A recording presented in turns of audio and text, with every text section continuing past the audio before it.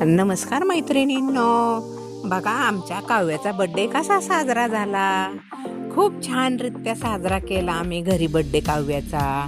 कारण काल होती आखाडी अमावस्या, त्यामुळे कसं आम्ही बाहेर कुठं गेलो नाही.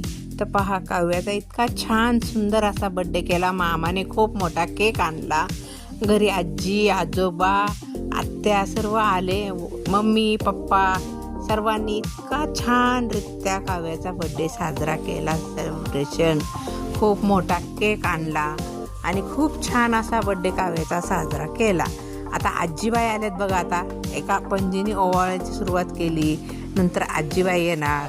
अशा सर्वजणांनी तिची ऑक्शन केलं आणि छान असं. आता आजीबाईंचं तर काही विचारूच नका.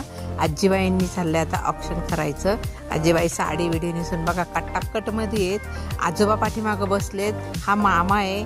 मामा आला आता केक कापायचा आहे म्हणून. आजी ओरडती, घाई नको करूस, थांब जरा म्हणून. पण आत्ताचे ते जे फुरफुरे आहेत ते एकदम निघालेत फुसके बघा. आता तो तर काही जास्त उहेच झाला नाही. आता केक कापायचा. आजी ओरडती, कसला आणला होता म्हणून. आता मामाने आणि आजीने काव्याचा हात धरला आणि केक कापला.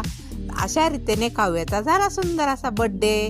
इकडे एक आजोबा बसलेले आहेत, तिकडे एक आजोबा बसले आहेत. मामाने काव्याला केक चारला. तर दुसरी आजी आली कार्तिकला घेऊन. आता कार्तिकचा आणि काव्याचा फोटोशूट चालू झाला. तर कार्तिकने काव्याला केक चारला आणि स्वतः पण खाल्ला. आता मामा जवळ येऊन बसलेला आहे काव्याच्या. सेल्फी घेत. आता मामाने घेतली सेल्फी. मामाने घेतलं बाचीला आणि बाच्याला मांडीवर. आणि आता दोघांना पण केक चारणार. पप्पा इकडून तिकडून फिरतात. आता आजी आणि आजोबा बसले, दोन्ही नातवंड मांडीवर घेऊन. कार्तिक आणि काव्या ही माझ्या मुलीची 2 मुलं. माझी काव्या छोटी होती, ती 5 वर्षाची कशी झाली कळलीच नाही. खूप छोटी होती माझी काव्या. मी माझ्याकडे आणली तेव्हा 1 वर्षाची होती. आता हे दुसरे आजी आणि आजोबा काव्याला केक भरवतात. पहा, हे माझे जाऊबाई आणि दीर आहेत. काव्याचे आजी आजोबा म्हणजे आमची फॅमिली एकत्रच आहे आणि एकत्र असल्यामुळे हा मोठा असा बड्डे केलेला आहे. आता काव्याचे पप्पा आले आणि काव्याच्या पप्पांनी काव्याला मांडीवरती घेतले. आजीचे केक कापणे चालू आहे. ही मम्मी आणि पप्पा काव्याला केक भरवतात.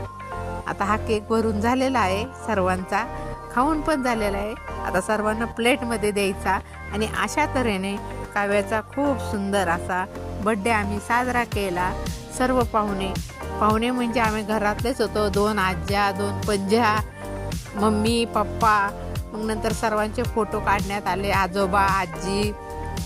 आणि घरातल्या घरातच आम्ही तिचा बड्डे साजरा केला. खूप छान अशी 2 किलोची बिर्याणी केली. आता हे दोन्ही पंज्या काव्याला केक भरवतात. कार्तिक साईडला उभा आहे आणि पलीकडे मामा फोटोशूट करत आहे. आणि मम्मी पप्पा पण तिच्या येऊन बसलेले आहेत केक चारून. आता अशा रीतीने छानपैकी काव्याचा बड्डे आम्ही घरात साजरा केला. तर कसा वाटला हा बड्डे कमेंट करा, लाईक करा, शेअर करा. लॉंग व्हिडिओला